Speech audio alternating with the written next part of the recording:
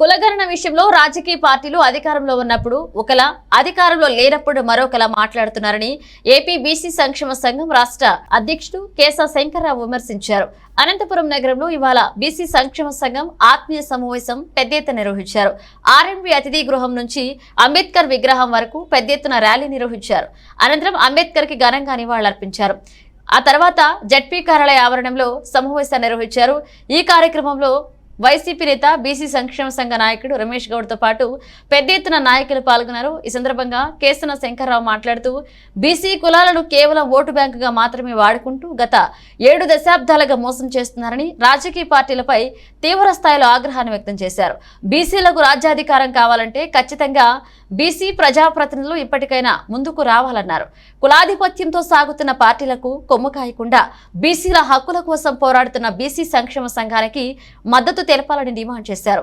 మనకి స్వాతంత్రం వచ్చి 75 సంవత్సరాలు దాటి 76 సంవత్సరాలకు అయిపోయేటువంటి నేపథ్యంలో ఇంతవరకు బీసీలకి తగినటువంటి ప్రాధాన్యత కల్పించకపోవటం అనేది దేశంలో కానీ రాష్ట్రాల్లో కానీ కేవలంగా ఓట్ బ్యాంకు రాజకీయాలుగానే చూస్తున్నారే తప్ప అన్ని రంగాల్లో వీరికి సముచితమైనటువంటి న్యాయం చేయాలని చెప్పని మరి ఏ రాజకీయ పార్టీలు కూడా ఆలోచన చేయనప్పుడు మరి బీసీ సామాజిక వర్గాల వారు చెందిన వారందరూ కూడా దీన్ని ఒక్కసారి పునరాలోచన చేయాల్సినటువంటి అవసరం ఉంది.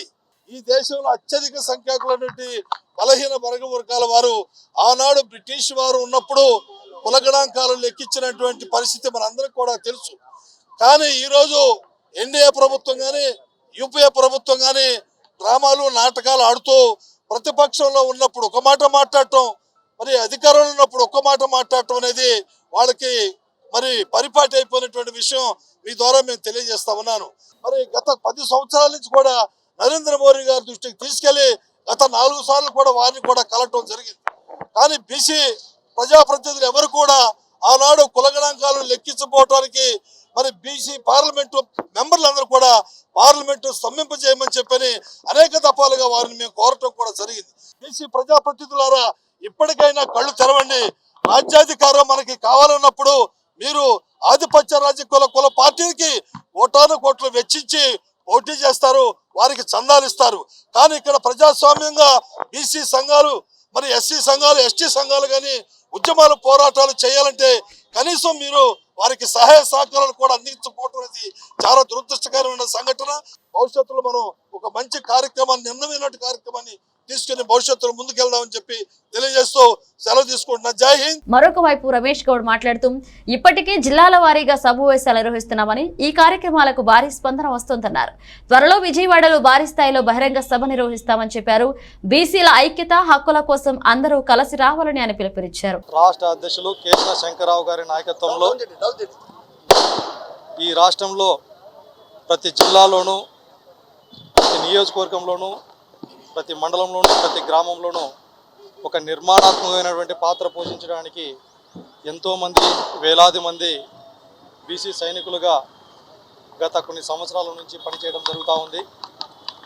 అందులో భాగంగానే ఈ మధ్యకాలంలో రాష్ట్ర వ్యాప్తంగా ప్రతి జిల్లాలోనూ కార్యవర్గ సమావేశాలు ఏర్పాటు చేసుకుంటూ మరొకసారి ఎక్కడైనా నిర్మాణంలో లోటుపాట్లు ఉన్న చోట సరిచేసుకుంటూ మరొక పక్క రాష్ట్ర వ్యాప్తంగా ఉన్నటువంటి ఎన్నో సమస్యల సాధన కోసం పోరాటం చేస్తూ జాతీయ వ్యాప్తంగా కూడా ఎన్నో ఒక పక్క ఉద్యమాలు చేస్తూనే ఒక పక్క నియోజకవర్గ స్థాయి పరంగా నిర్మాణాన్ని పటిష్టం చేసుకోవడం కోసం మననే ఉత్తరాంధ్ర పర్యటన ముగించుకొని అలాగే కోస్తాంధ్ర పర్యటన ముగించుకొని నిన్న మొన్న రాయచోటి ప్రొద్దుటూరులో కూడా ముగించుకొని ఈరోజు అనంతపురం జిల్లాకి రావడం జరిగింది. ఈరోజు అనంతపురం జిల్లాలో జిల్లా అధ్యక్షులు జోగి రాజేంద్ర అధ్యక్షతన ఈరోజు కార్యవర్గ సమావేశం జరుగుతూ ఉంది.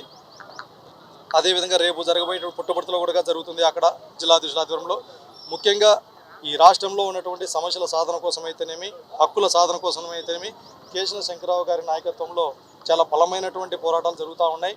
అదే సందర్భంలో ప్రత్యామ్నాయ శక్తిగా నిర్మాణాన్ని పటిష్టం చేసుకునే దిశలోనే భాగంగానే ఈ కార్యక్రమాలంతా చాలా ఘనంగా జరుగుతూ ఉన్నాయి. అతి త్వరలోనే విజయవాడలో చాలా భారీ ఎత్తున బహిరంగ సభ కూడా నిర్వహించబోతున్నాం. దాని కూడా ప్రతి ఒక్కరు కూడా కృషి చేయాల్సినటువంటి ఆవశ్యకత ఉంది.